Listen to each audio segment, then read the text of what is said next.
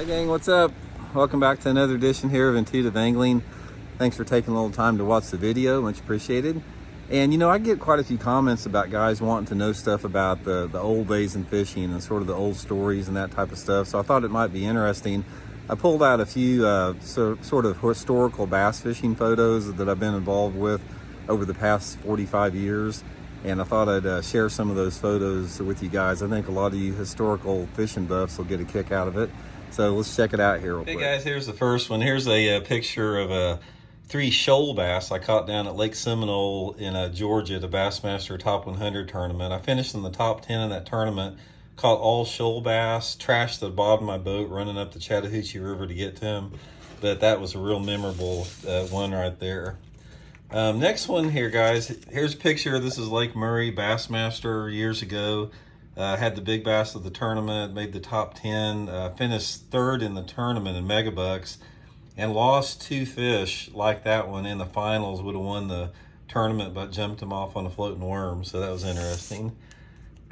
Okay, here's a picture, FLW tournament with some of the guys you may recognize. That's Jerry McInnes right there, Tommy Sanders, there's me.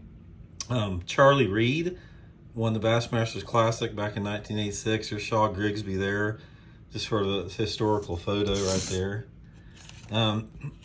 Here's a couple of me and Rick Clunn. This is a tournament at the Potomac River.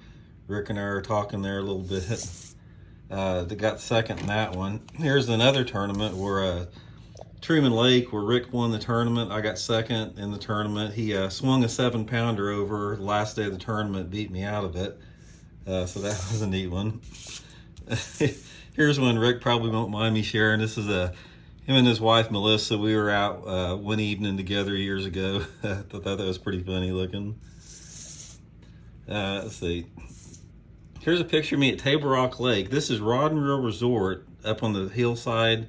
This is where we used to go for vacation every year with my parents. So that was back in the day, back in the 60s sometime.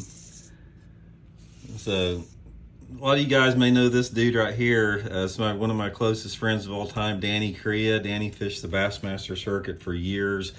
Won the Bassmaster event, finished second in the Bassmaster Classic. Love that guy. He's the greatest of all time.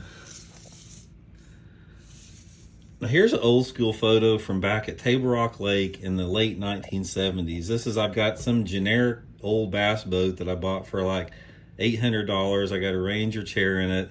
Got the old flasher, which I still had today. And back then, nobody stood up. Everybody sat down when they fished. And you can see the Coke can I got there has got like a pop top on it. It's old school. Here's a photo of me and Ray Scott. This is the first Bassmaster tournament I won down in Virginia at Bugs Island Lake. Got about a 7-pounder holding up there. Here's a picture of the Bassmasters Classic in 1986. There's Ray Scott and Forrest Woods there showing everybody a rope trick. Guy in the blue pants there, that's Roland Martin. Here's a shot just to give you an idea how long my hair used to be. They used to call me long hair. A lot of you guys know who Joe Thomas is. You know, he's got the TV show, Joe Thomas Out the Still Real Outdoors. That's Joe at my mom and dad's house way long time ago. Back in the 80s, Joe and I were getting ready to leave for a tournament together, and he was staying the night at my mom and dad's house. Here's a picture of Bassmasters Classic 86. That's General Chuck Yeager right there, who broke the sound barrier, I believe, with Ray Scott, Harold Sharp. Here's a picture of my very first Bassmaster tournament. This was the first tournament I ever fished. St. Lawrence River up at upstate New York, 1985. Very first tournament ever. Love that one. Here's a picture of the biggest bass I've ever caught in a tournament. This was 9 pounds, 10 ounces. That's the biggest, 9 pounds, 12 ounces. That's the biggest bass I've ever caught in a tournament. O.T. Fears beat me out of big bass that tournament. He had an 11-pounder, so that was good. Here's a big bass that caught the big bass of the tournament. This is Lake Mead Bassmaster Top 150 tournament back in the 90s. My favorite lake in the country. That was the big bass of the tournament. Caught it on a jig, flipping in a bush. Hey, you guys know that I'm anti-electronics. At one time, I was sponsored by an electronics company, Zircon Marine, that made these units here, Gary Klein and myself. So that probably wouldn't happen today, but that I was sponsored by an electronic company at one time.